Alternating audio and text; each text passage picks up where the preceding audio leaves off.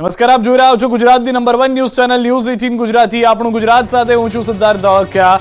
જામ ખંભાળિયામાં ચાલુ કારે લાગી ગઈ આગ, મચી ગઈ દોડધામ।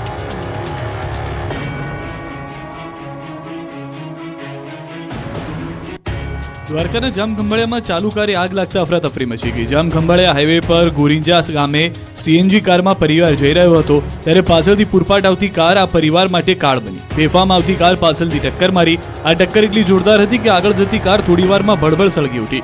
ચાલુ કારમાં આગ લાગતા કારમાં સવાર લોકો ડરી ગયા। આગ લાગ્યાની ગણતરીની મિનિટોમાં જ કારમાં સવાર લોકો બહાર નીકળી જતા તેમનો આબાદ બચાવ થયો। બાદમાં થોડી જ ક્ષણમાં કાર આખી બળીને ખાખ થઈ ગઈ। આગ એટલી ભીષણ હતી કે આગના ધુમાડા દૂર દૂર સુધી દેખાયા હતા। પંચમહાલમાં બે જગ્યાએ ભીષણ આગ લાગી। ગોધરાના લાકડાના ગોડાઉન અને હાલોલમાં જંતુનાશક દવાના યુનિટમાં આગ લાગતા અફરાતફરીનો માહોલ। પંચમહાલમાં બે જગ્યાએ ભીષણ આગ ફાટી નીકળી હતી, જેમાં ગોધરા શહેરના અમદાવાદ હાઈવે માર્ગ ઉપર આવેલ સિમલા વિસ્તારમાં ભીષણ આગ લાગી ગઈ હતી। આગ લાગતા અફરાતફરી મચી જવા પામી હતી। અમદાવાદ હાઈવે માર્ગ પાસે આવેલ સિમલા વિસ્તાર નજીક લાકડાના ગોડાઉનમાં ભીષણ આગ લાગતા દોડધામ મચી ગઈ હતી। સ્થાનિક લોકોએ તાત્કાલિક ગોધરા ફાયર બ્રિગેડને જાણ કરતા ફાયર બ્રિગેડના જવાનો તાત્કાલિક ઘટના સ્થળ ઉપર પહોંચી કલાકોની જહેમત બાદ બંને આગને કાબૂમાં લીધી હતી। જો કે સ્થાનિક લોકોની જાગૃતતાના પગલે મોટી દુર્ઘટના થતા રહી ગઈ હતી। સદનસીબે આગની ઘટનામાં કોઈ જાનહાનિ થઈ ન હતી। જો કે આગ એટલી વિકરાળ હતી કે દૂર દૂર સુધી ધુમાડાના ગોટે ગોટા દેખાયા હતા। ગોડાઉનમાં રાખેલો સામાન બળીને ખાખ થઈ ગયો હતો। જોતજોતામાં લાકડાના ગોડાઉનમાં લાગેલી આગે વિકરાળ રૂપ ધારણ કરી લીધું હતું। ગોડાઉનની બહાર રાખવામાં આવેલ એક સ્ક્રેપ ટ્રકની કેબિન પણ આગની ચપેટમાં આવતા બળીને રાખ થઈ ગઈ હતી। આ બાજુ હાલોલ ઔદ્યોગિક એકમમાં આવેલી એક પેસ્ટિસાઇડ કેમિકલ્સ કંપનીમાં આગ ફાટી નીકળી હતી। આગ લાગતા લિક્વિડ પેસ્ટિસાઇડનું આખું યુનિટ આગમાં ભડભડ સળગી ઉઠતા 4 જેટલા ફાયર ફાઇટરો ઘટના સ્થળે પહોંચી આગ પર કાબુ મેળવવા પ્રયત્ન કર્યો હતો। પાનેલાવ ગામે આવેલ યસ કમલ ઇન્ડસ્ટ્રીયલ એસ્ટેટમાં આવેલી બરોડા એગ્રો કેમિકલ્સ લિમિટેડ નામની જંતુનાશક દવાઓનું ઉત્પાદન કરતી કંપનીમાં આગ લાગતા આખું યુનિટ સળગી ઉઠ્યું। જોતજોતામાં આખા યુનિટમાં આગ ફેલાતા સળગી ઉઠેલા કેમિકલના જથ્થાનો ધુમાડો અને આગની જ્વાળાઓ દૂર દૂર સુધી જોઈ શકાતી હતી। આખું યુનિટ સ્વાહા થઈ ગયું હતું। વડોદરામાં 4 મહિલાઓએ ચોરી કરી કર્યો હાઈ વોલ્ટેજ ડ્રામા। અર્ધનગ્ન થઈ રોડ પર મચાવ્યો હંગામો। વડોદરાના વેપારીઓ સાવધાન રહેજો। ખરીદીના નામે ચોરી કરવા આવતી મહિલાઓથી બચીને રહેજો। વડોદરામાં કરેલીબાગ પોલીસ સ્ટેશન વિસ્તારમાં 4 મહિલાઓએ હાઈ વોલ્ટેજ ડ્રામા કર્યો। જાહેર રસ્તા પર 4 મહિલાઓએ અર્ધનગ્ન થઈ હંગામો મચાવ્યો, જેને પગલે લોકોના ટોળે ટોળા ઉમટી પડ્યા અને ટ્રાફિક જામ સર્જાયો।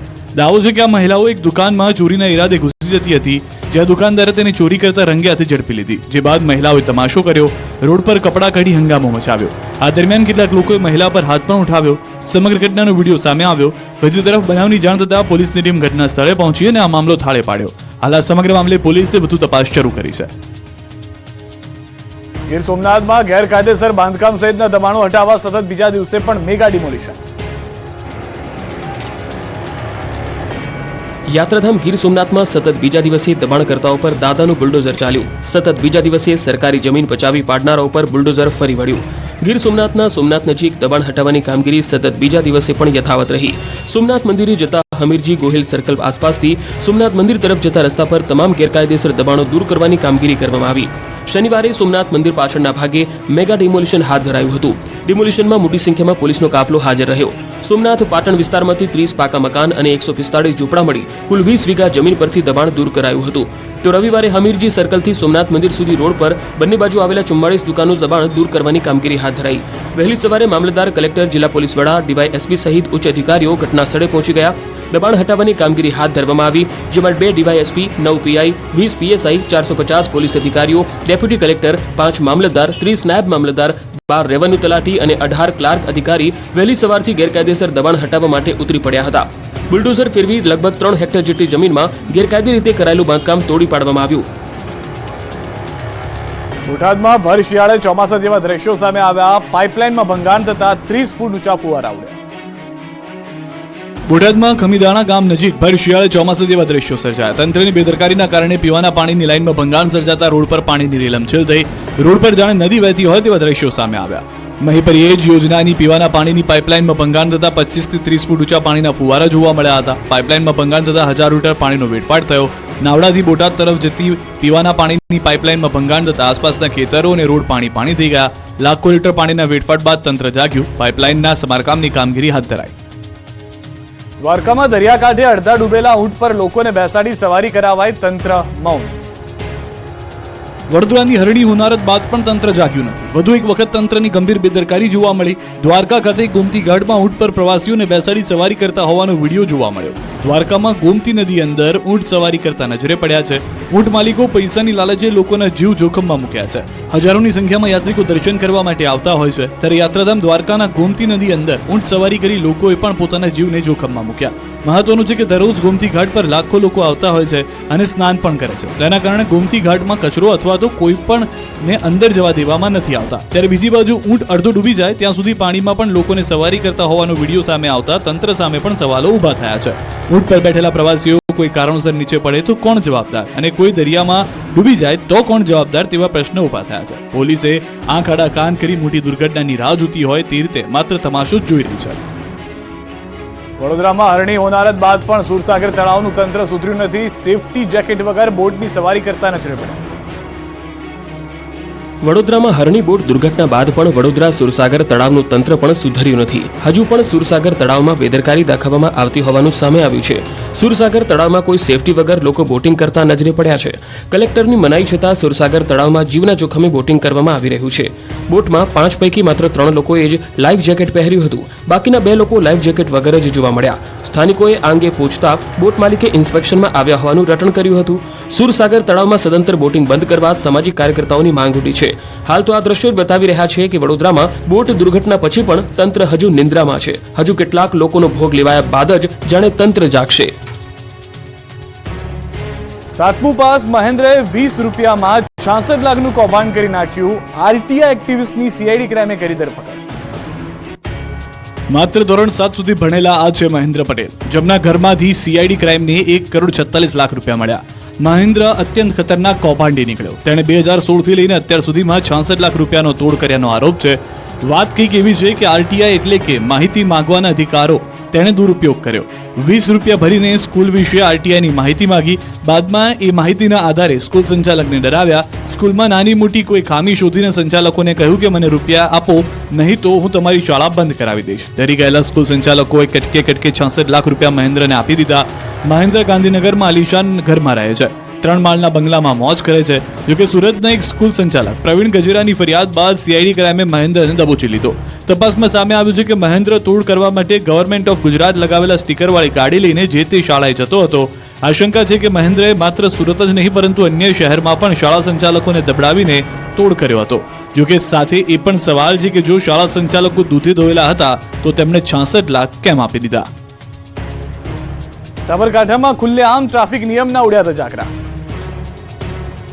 સાબરકાંઠામાં ક્યાંય પોલીસના નિયમોનું પાલન નથી થતું, એનો આ જીવતો જાગતો પુરાવો છે. લોકોને તો કદાચ તેમના જીવની પડી નથી, પરંતુ પોલીસ પણ જાણે મુખ પ્રેક્ષક હોય તેવું લાગે છે. ત્યારે ફરી એકવાર સાબરકાંઠા જિલ્લામાંથી મોતની સવારીના દ્રશ્યો જોવા મળ્યા. વિજયનગર ઈડર હાઈવે પર જીપમાં ઘેંટા બકરાની જેમ ભરાયેલા છે પેસેન્જર. થોડા પૈસાની લાઈમાં જીપ ચાલકો લોકોના જીવ સાથે રમત રમી રહ્યા છે. જીપની અંદર કરતા બહાર અને ઉપર વધુ મુસાફરો વિડીયોમાં જોવા મળે છે. જાહેર રસ્તા પર મોતની સવારી બે રોકટોક ફરતી હોવા છતાં પોલીસ આંખ આડા કાન કરી રહ્યું છે. શું કોઈ મોટી જાનહાની બાદ તંત્ર જાગશે? પોલીસની કામગીરી સામે આંગળી ચિંધાય છે. આવા વિડીયો અનેક વખત સામે આવ્યા છે, પરંતુ પોલીસ એકાદ બે ડ્રાઈવર ચલાવે છે, બાદમાં જીપ ચાલકો ફરી પેસેન્જર ભરવાનું શરૂ કરી દે છે તેવું કહીને હાથ છૂટા કરે છે. જોકે લોકો પણ થોડા રૂપિયા માટે જોખમ ખેડી રહ્યા છે. જામનગરથી સમાચાર. ચંગાપાટિયા પાસે બસ પલટી ગઈ. દુર્ઘટનામાં 10 લોકો ઇજાગ્રસ્ત થયા છે. ઇજાગ્રસ્તોને હોસ્પિટલ લઈ જવાયા છે. અકસ્માત બાદ બસમાંથી બહાર નીકળતા હોય તેવો વિડીયો આવ્યો છે. બસ પલટ્યા બાદ લોકો બારીમાંથી આવ્યા બહાર. બનાવની જાણ થતાં 108 અને પોલીસની ટીમ ઘટના સ્થળે પહોંચી હતી. દ્રશ્યોમાં આપ જોઈ રહ્યા છો, બસ આખી પલટી ગઈ છે. ચંગાપાટિયા પાસેની આ દુર્ઘટના છે. દુર્ઘટનામાં 10 લોકો ગંભીર રીતે ઇજાગ્રસ્ત થયા છે. જાનહાનિના હાલમાં કોઈ સમાચાર નથી મળ્યા, પરંતુ તમામ લોકો બારીમાંથી બહાર આવતા દ્રશ્યોની અંદર પણ જોવા મળ્યા છે. કઈ રીતે દુર્ઘટના ઘટી તે પોલીસ તપાસમાં બહાર આવશે.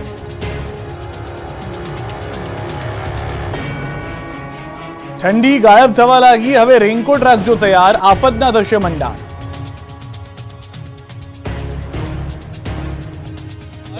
આક્રમણ કર્યું છે.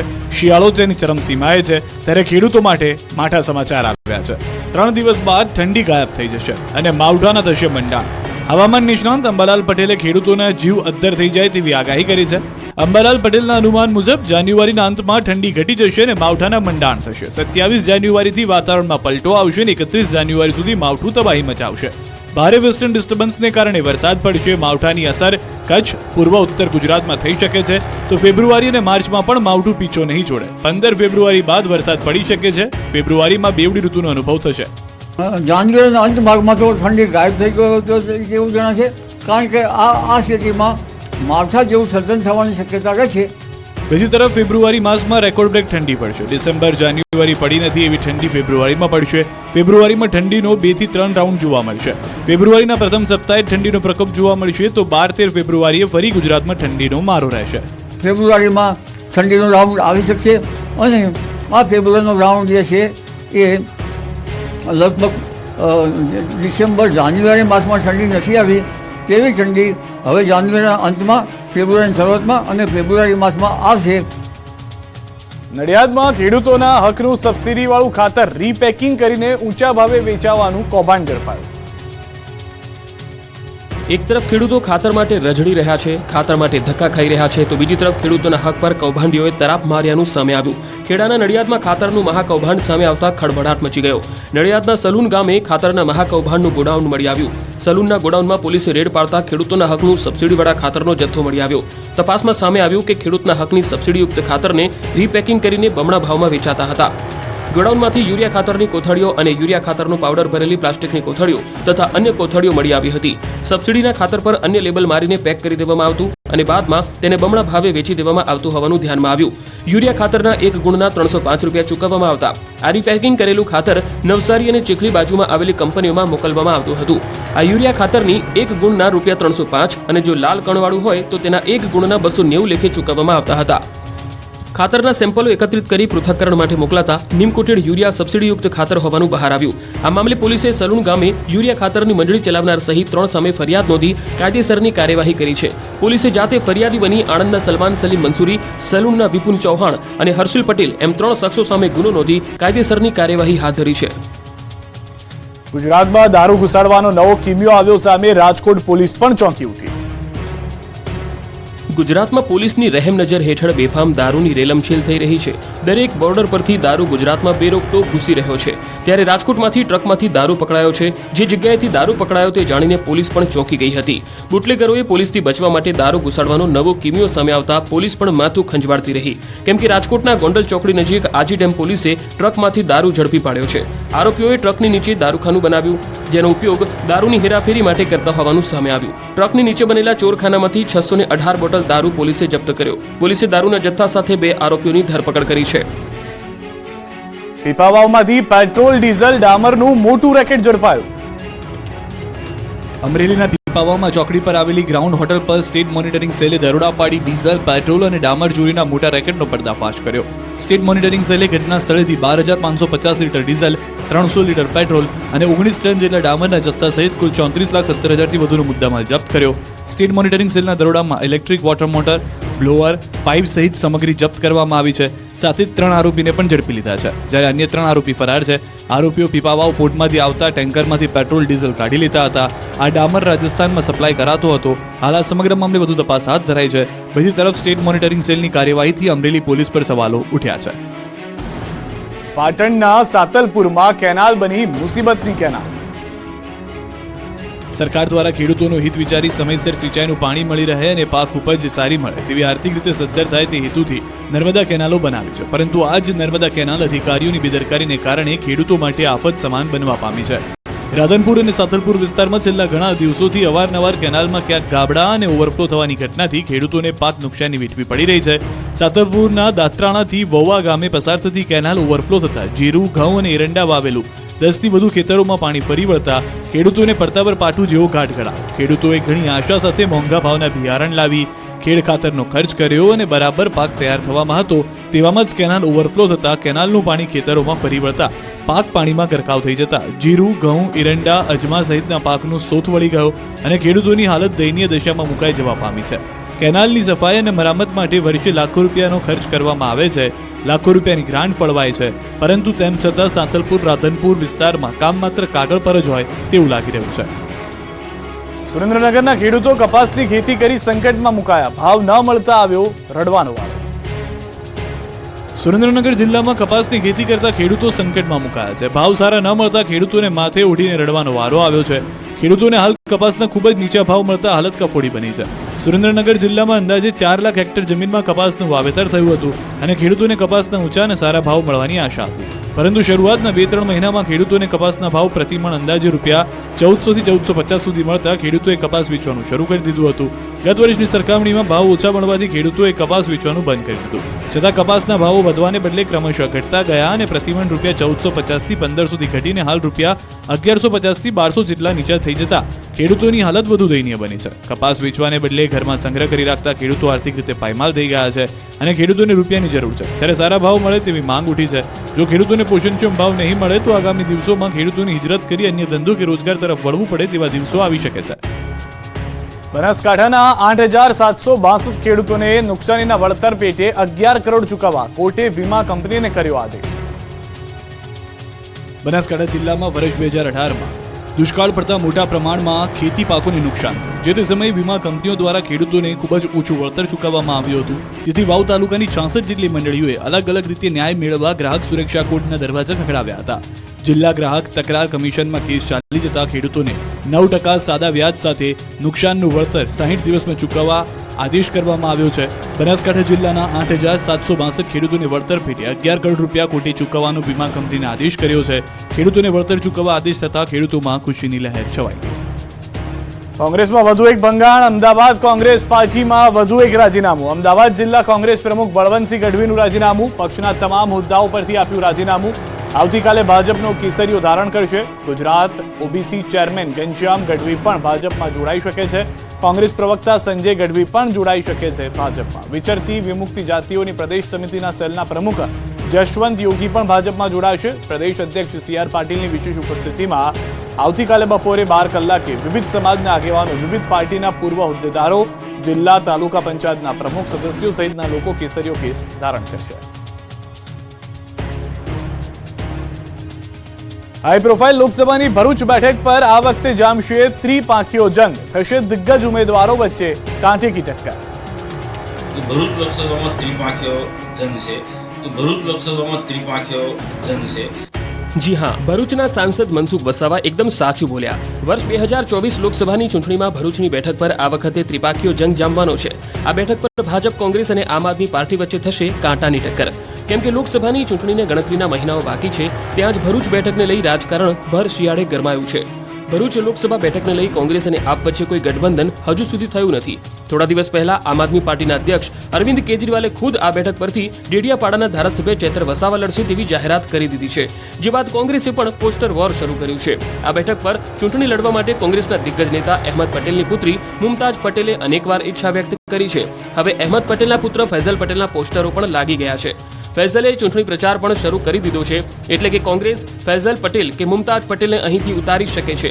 તો ભાજપ તરફ સાંસદ મનસુખ વસાવા અહીં મજબૂત ઉમેદવાર છે. એટલે કે એક વાત નક્કી છે કે હાઈ પ્રોફાઇલ આ બેઠક પર ત્રિપાંખીયો જંગ જામશે.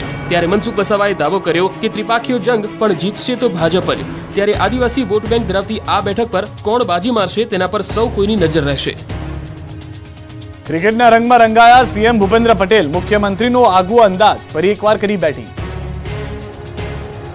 ગુજરાતના મુખ્યમંત્રી ભૂપેન્દ્ર પટેલ ફરી એકવાર ક્રિકેટના મેદાન પર બેટિંગ કરતા જોવા મળ્યા. અમદાવાદ મ્યુનિસિપલ કોર્પોરેશન દ્વારા ગુજરાત રાજ્યની મહાનગરપાલિકાના મેયર્સ અને કમિશનરની ટીમ વચ્ચે ડે નાઇટ ક્રિકેટ ટુર્નામેન્ટનું આયોજન કરવામાં આવ્યું. મુખ્યમંત્રી ભૂપેન્દ્ર પટેલે આ ક્રિકેટ ટુર્નામેન્ટનો બેટિંગ કરી શુભારંભ કરાવ્યો. મુખ્યમંત્રી ભૂપેન્દ્ર પટેલે પોતાના આગવા અંદાજથી બેટિંગ કરીને આ ક્રિકેટ ટુર્નામેન્ટ ખુલ્લી મૂકી.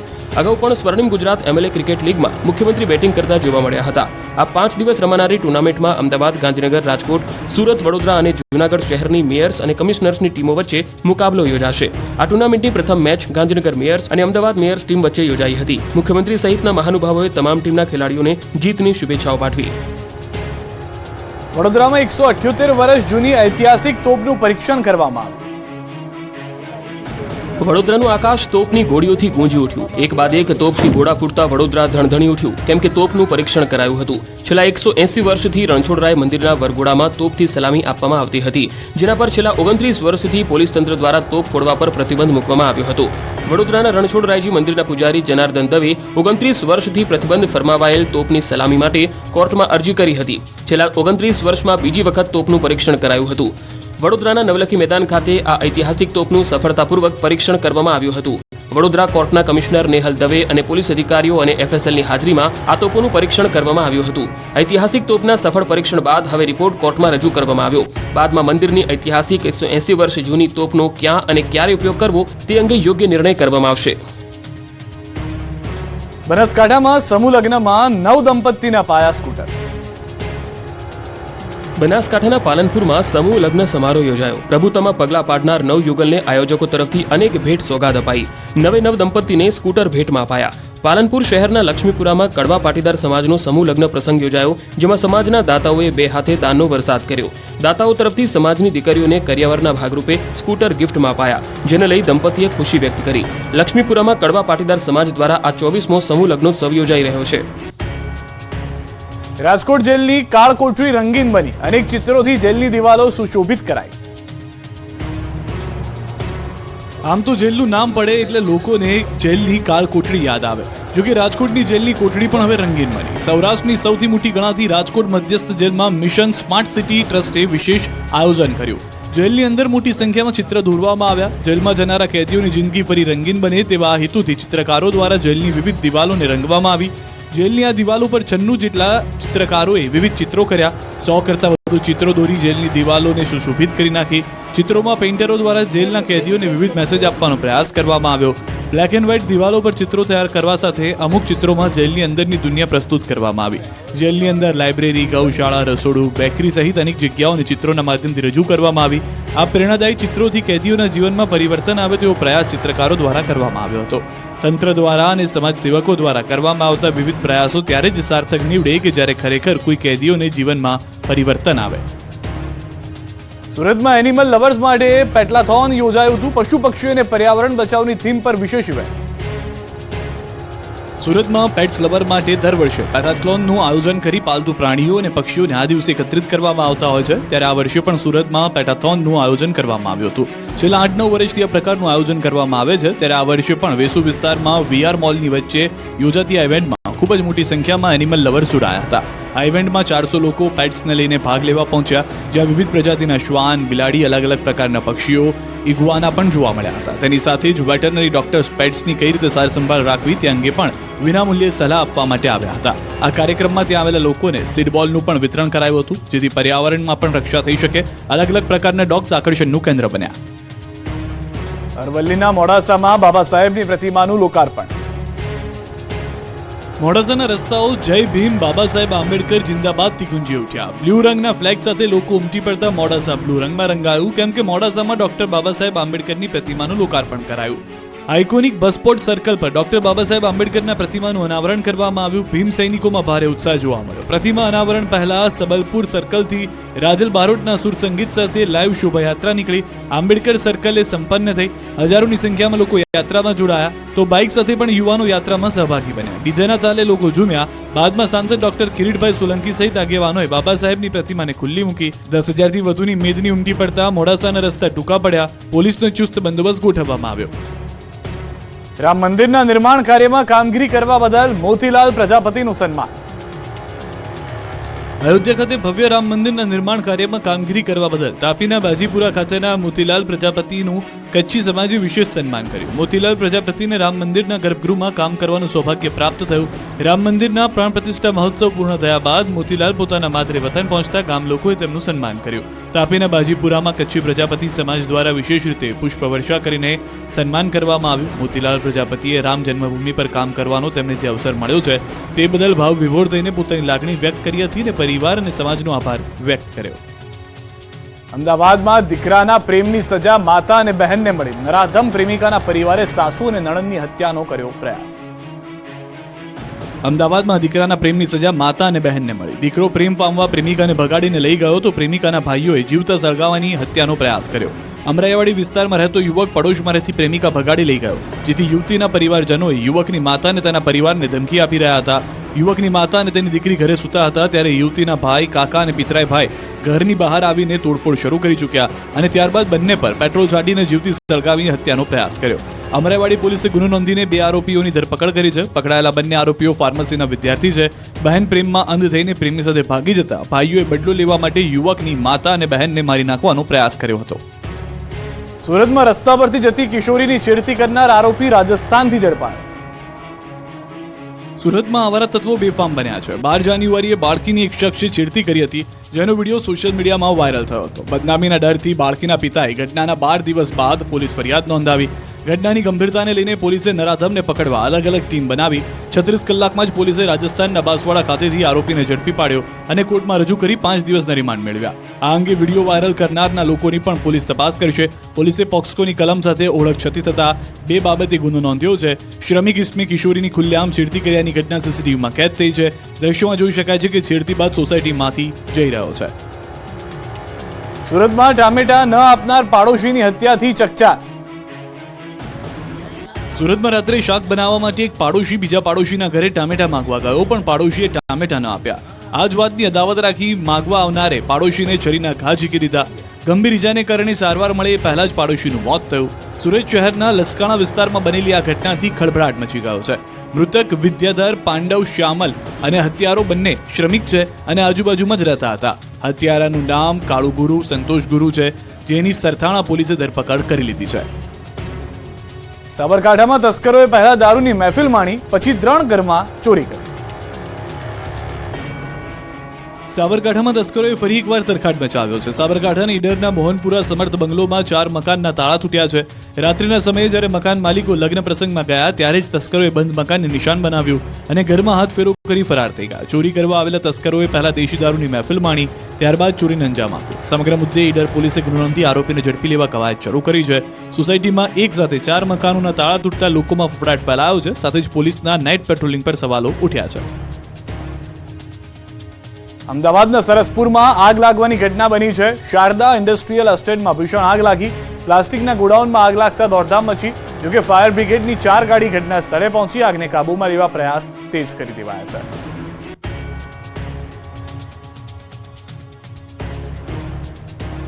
કચ્છ, સુરેન્દ્રનગર અને મોરબીમાં ભૂકંપના આંચકા અનુભવાયા. કચ્છમાં સૌથી વધુ 4ની તીવ્રતાનો આંચકો અનુભવાયો, જેના પગલે જિલ્લાના અનેક એરિયામાં છતના નળિયા હલ્યા, વાસણો પડી ગયા, લોકો ઘરની બહાર દોડ્યા હતા.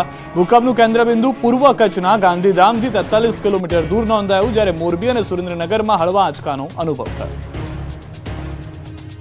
આગામી લોકસભાની ચૂંટણીને લઈને સંઘ પ્રદેશ દમણ અને દાદરાનગર હવેલીમાં ધમધમાટ શરૂ થયો. ભાજપ દ્વારા દમણ અને દાદરાનગર હવેલીની લોકસભા ચૂંટણીના મધ્યસ્થ કાર્યાલયનું ઉદ્ઘાટન કરાયું. દમણ અને દાદરાનગર હવેલીના પ્રદેશ પ્રભારી પૂર્ણેશ મોદીએ કાર્યાલયનો શુભારંભ કરાવ્યો. આ પ્રસંગે દમણના સાંસદ લાલુભાઈ પટેલ, પ્રદેશ ભાજપ પ્રમુખ દીપેશ ટંડેલ સહિતના ભાજપના અગ્રણીઓ ઉપસ્થિત રહ્યા. ભાજપના હોદ્દેદારો દ્વારા આ પ્રસંગે કાર્યકરોને લોકસભાની ચૂંટણીને લઈને ચૂંટણી પ્રચારમાં લાગી જવા હાકલ કરવામાં આવી. સાથે જ પૂર્ણેશ મોદીએ આગામી ચૂંટણીમાં બહુમતીથી જીતનો વિશ્વાસ વ્યક્ત કર્યો. અમદાવાદમાં મંદિરમાં સેવા કરતા સેવક કાળુભાઈની હત્યા કરવામાં આવી. સેવક વાત્રક નદી કિનારે હનુમાનજીનું મંદિર બનાવી રહેતા હતા. રાત્રિના સમયે 55 વર્ષીય પૂજારીની બોથડ પદાર્થના ઘા ઝીકી હત્યા કર્યા હોવાનું સામે આવ્યું. ઘટનાની જાણ થતાં જિલ્લાના એસપી અને ડીવાયએસપી સહિતના સ્ટાફે ઘટના સ્થળે પહોંચી વધુ તપાસ હાથ ધરી. ઈડરના મુડેઠી નજીક જંગલ વિસ્તારમાંથી 2 થી 3 માનવ કંકાલ મળી આવતા ખળભળાટ. માથાનો ભાગ અને પગ સાથે 2 થી 3 કંકાલ મળી આવ્યા. અંદાજિત 5 થી 6 મહિના કરતા વધારેના માનવ કંકાલ મળી આવ્યા. ઈડર પોલીસે જાણ થતા કંકાલ એકત્ર કરી એફએસએલ તપાસ માટે મોકલ્યા. કંકાલની સાથે સાથે સાડી અને ચપ્પલ પણ મળી આવ્યા. જંગલ વિસ્તારમાં ફોરેસ્ટ વિભાગના પેટ્રોલિંગને લઈને સવાલો ઉઠ્યા. હાલ કંકાલ મામલે ઈડર પોલીસે વધુ તપાસ હાથ ધરી. સુરતના કાપોદ્રામાં બાળક સાથે સૃષ્ટિ વિરુદ્ધનું કૃત્ય. પોલીસે 22 વર્ષીય પરેશ ગોહિલને દબોચ્યો. રૂપિયાની લાલચ આપીને શખ્સે કૃત્ય આચર્યું. પોલીસે નરાધમની ધરપકડ કરીને કાર્યવાહી હાથ ધરી.